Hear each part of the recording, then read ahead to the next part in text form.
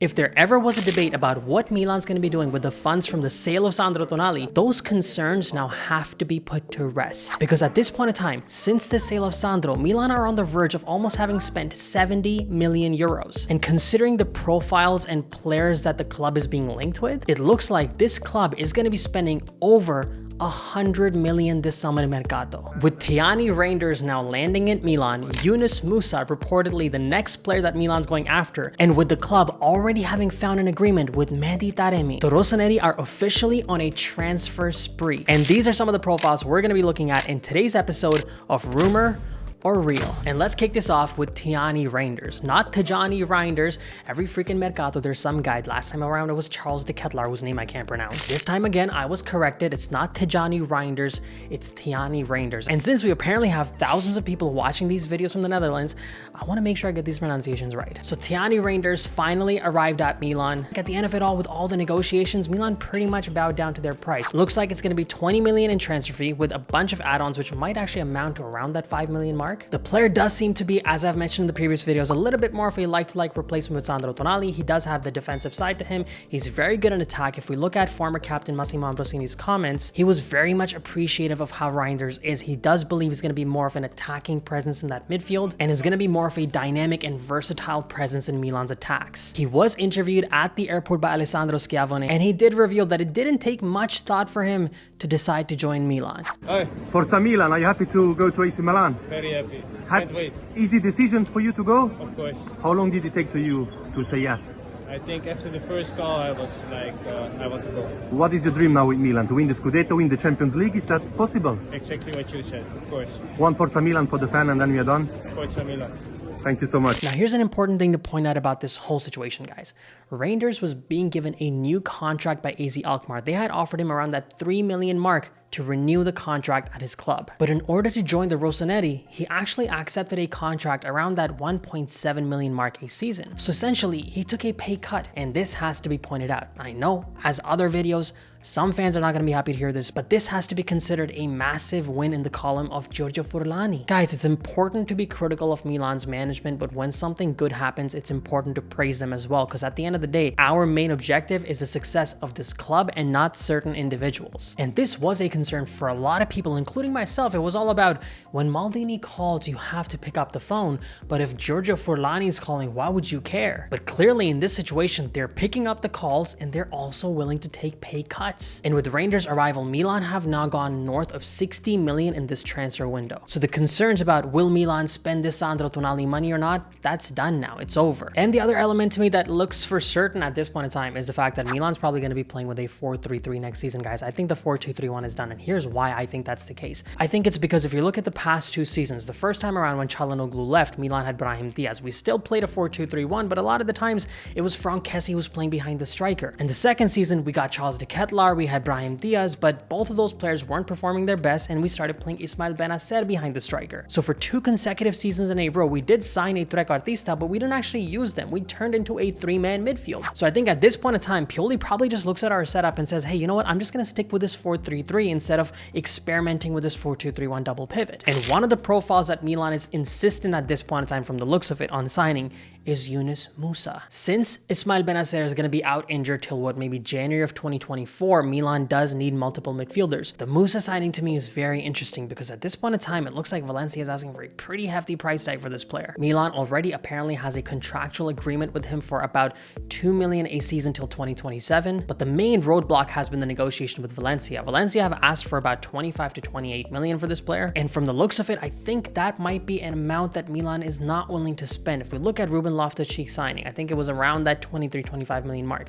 Same thing with Pulisic, almost the same thing with Reijnders. Those guys have a lot more experience, are much more established figures in the game. So for Milan to pay for Yunus Musah more than any of those profiles, I think that's unlikely. And at this point in time, I think the Rossoneri are probably trying to find an agreement around that 20 million mark for Musah. But one thing is for sure, this American revolution seems to clearly be going on at this club. But at the same time, I realized Yunus Musah is only 20 years old. For this player to be just 20 years old and almost have 150 professional appearances, that shows some decent amount of quality from this guy. So on the rumor real meter, do I think this move can happen? Yes, I think this is absolutely real. But you guys let me know in the comment section, what do you think about this transformation of Milan in the midfield, going from 4-2-3-1 to a 4-3-3? Is this a formation that you think is better for the future of the club? And do you think are we signing the right profiles to fill in those roles? Another player that for the past couple of summer mercatos I've made videos about joining Milan, and that is of Mehdi Taremi. Always felt like he's a solid quality attacker. Now he's been playing at Porto, but if we look at his numbers, these are some ridiculously phenomenal numbers. It doesn't matter if he's playing in a somewhat weaker league. Having numbers of this type of consistency in both goals and assists is almost unheard of. Now, Belgian journalist Sasha Tavolieri is actually the one who broke this news, and keep in mind, this is the same journalist who broke the news of CDK to Milan. He was one of the first ones to report on that happening. So there is a degree of authenticity to this particular report, but it's being suggested that at this point in time, Milan have found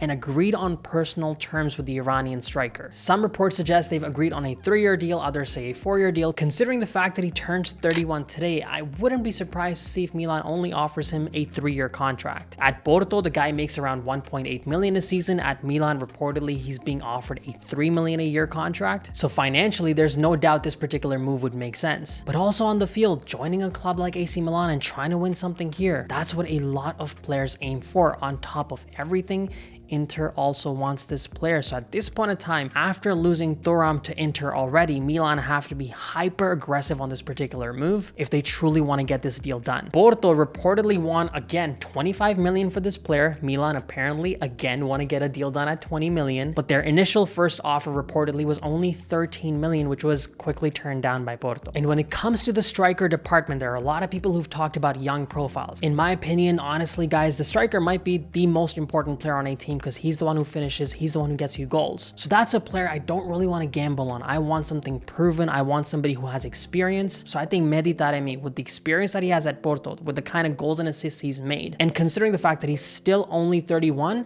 I think this is a perfect deal for the Rossoneri. And this is the one move that we gotta go all in on. So for me right now, I truly hope Taremi to Milan, that is real, and I hope they get it done ASAP. The one element that does come with Taremi moving to Milan is that that's going to fill up our final non-EU spot. So that negotiation for Chukwueze, that's done. That right winger is not going to be coming to Milan anymore. And if you look at what news reports in Italy are suggesting, they believe that Pulisic is actually the one who's going to be playing right wing for Milan next season. Which brings us to another attacking profile in Folarin Balogun. This is another American player that we're looking at. Another US international, 22 years of age, with about 23 goals scored last season. He was on loan at Rams, but he plays for Arsenal. It does look like they want to find some type of a solution for his future, and they are open to a potential sale for this player. The only place that I feel like this player can't come to is probably Milan. Guys, the price tag that Arsenal have slapped on this guy is 58 million euros. For one good season in the French league, this guy's price tag is almost 60 million euros. That would make him Milan's all-time most expensive signing ever. Let's be real, guys. That's not going to be happening with this Milan management and this Milan ownership. Even though they are spending a lot of money on the Mercato this time around, they're not going to be making ridiculous purchases of that level. At least not in my opinion. For me, this particular profile, this is highly unlikely to happen. Could Milan have inquired about the player? Yes, making a phone call, finding out if they can bring him on loan, that's still a possibility. But signing the player for 60 million, that is highly unlikely. To me, that would just be a rumor. And in my opinion, at this point in time, Mehdi Taremi seems to be the most likely profile to join Milan. Considering the fact that Milan's going to be making another 4 to 5 signings, that will probably take our summer Mercato spend and the number of profiles that come to the team almost to about 10 players. And that makes the whole firing of Paolo Maldini an even more interesting situation. What did Maldini say in that particular interview to CBS? We have to be brave and smart enough, to understand the moment and to make investment now to reach that level. That's exactly what the club seems to be doing. So why did they remove Paolo Maldini from the position? It just sounds like upper management wasn't getting along with the person, because clearly from the looks of it, they're not afraid to spend. Now, would Paolo Maldini ever have sanctioned the sale of Sandro Tonali? No, he would have said, we're gonna hold on to these players, but we need the owner to come in and inject more cash and make 100 million mercato happen. That's somewhere I think the ownership group, the upper management of Maldini completely deferred. This time around, considering the fact that Milan has subsidized a majority of their mercato up until now from the sale of Sandro Tonali and really reinforced his squad in multiple different positions, I think that strategic idea would not have worked with Maldini and the management. But clearly, the one concern that we had with the ownership group, the one concern that Paolo highlighted in that interview, wasn't actually the case. The club is not afraid to spend. And as I said once again, for the fans, it's not about supporting individuals, it's about supporting the club. And if these signings pan out, some of the structural changes made by this ownership group, we would look back at these decisions made by Jerry Cardinal and Redbird and call them without question controversial, but pretty gutsy. And I'll be honest guys, seeing the moves that Milan is making, the personnel that we're bringing in, it does leave me pretty optimistic about our future. There you have it guys, those are some of the profiles we wanted to look at today. If you haven't had the chance, please make sure to hit the subscribe button. And as always, Forza Milan, grazie mille e ciao tutti.